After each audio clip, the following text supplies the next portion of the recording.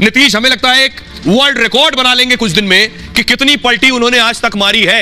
1994 में लालू से अलग होकर पार्टी बनाई, 1994 में, 1996-2003 में एनडीए से हाथ मिला लिया, लंबे समय तक एनडीए के ही साथ रहे, फिर 2014 आया, मोदी का विरोध किया और एनडीए का साथ छोड़ दिया, आरजेडी के साथ गठबंधन कर लिया। 2015 आया, आरजेडी के साथ ही चुनाव लड़ा, बिहार में गठबंधन की सरकार बनाई, 17 में आरजेडी से गठबंधन तोड़ा, नरेंद्र मोदी के साथ आ गए, फिर 2022 आया, एनडीए छोड़ दिया, आरजेडी के साथ सरकार बना ली, और फिर 24 आया।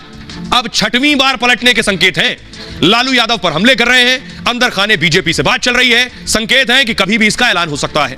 तो सियासत में कोई परमानेंट ना दोस्त होता है ना परमानेंट दुश्मन, और नीतीश कुमार उसके सबसे बेहतरीन उदाहरण भी हैं। सुनिए जरा क्या कुछ कह रहे हैं राशिद अलवी और अखिलेश यादव। ये लोग तो इसलिए परेशान है, ना कुछ कहते बन रहा है ना निगलते बन रहा है। इन्हें तो लग रहा था इंडिया अलायंस बनाकर मोदी को हराएंगे, लेकिन इंडिया अलायंस तो बोरिया बिस्तर पैक हो गया। सुनिए, ये 2024 चुनाव की तो जो कुछ भी बीजेपी करेगी वो 24 के चुनाव को जहन में रख के करेगी। नीतीश के साथ आना है तो कितने दिन के लिए, कब तक के लिए, नीतीश से फायदा क्या होगा और नीतीश से नुकसान क्या होगा। बीजेपी इस बार कदम फूंक फूंक कर रख रही है। अमित शाह ने पिछले दिनों एक इंटरव्यू दिया था, आपको याद होगा। उस इंटरव्यू के बाद अटकलें तेज हुई। अमित शाह ने कहा था, उनसे पूछा गया था नीतीश के साथ आएंगे, आज मिलेंगे, गठबंधन करेंगे, सरकार बनाएंगे, तो अमित शाह ने जवाब दिया था प्रस्ताव आएगा तो विचार करेंगे। इस बयान के बाद हलचल और तेज हो गई। दिल्ली में 3 घंटे तक मोदी ने नीतीश पर बैठक की। इस बैठक में अमित शाह और जेपी नड्डा भी शामिल थे। दावा है कि सरकार गठन पर सहमति बन चुकी है, और लेकिन बीजेपी सरकार बनाने की जल्दबाजी में बिल्कुल नहीं है, किसी हड़बड़ी में नहीं है। सारी चीजें साफ होने पर ही बीजेपी आगे बढ़ेगी। बीजेपी के नेता भी बेहद सधा हुआ बयान दे रहे हैं। मतलब साफ है कि बीजेपी नीतीश के सामने सरेंडर करने वाली नहीं है। नीतीश कुमार लोकसभा चुनाव तक ही मुख्यमंत्री रहेंगे।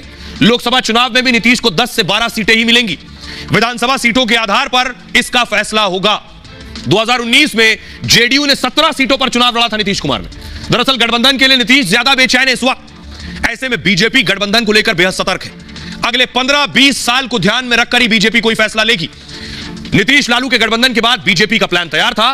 कुशवाहा और मांझी से लेकर चिराग पासवान तक एनडीए का हिस्सा है। सभी दलों के साथ सीटों का समझौता भी करीब करीब हो चुका था। नीतीश के ओबीसी कार्ड का काउंटर भी बीजेपी ने तैयार कर लिया था। कर्पूरी ठाकुर साहब को भारत रत्न देने का ऐलान भी इस रणनीति का हिस्सा था।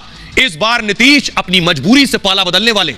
नीतीश के पास विधायकों की संख्या भी इस बार कम है। गठबंधन में बीजेपी बड़े भाई की हैसियत से रहेगी। बीजेपी इस बार नीतीश की सारी शर्त नहीं मानने जा रही है, यह साफ है। आइए आपको सुनवाता हूं, सुनिए जरा सियासतदानों को, उनके इशारों से आप बहुत कुछ भाप पाएंगे वो क्या कह रहे हैं, क्या चल रहा है बिहार में। सुनिए जरा। देखिए, बदलाव तो लगता है निश्चित ही है, और बहुत थोड़ी समय की बात है, ज़्यादा समय भी नहीं है। उचित समय पर निर्णय लेना था। हमको लगता है बहुत एडवांस स्टेज आ गया है, अब तो भाजपा ने भी तय कर लिया है। 1-2 दिन इंतजार करिए। मैं बार बार कहा हूँ कि व्यक्ति बलवान नहीं होता है, समय बलवान होता है। लेकिन जिस प्रकार से बिहार में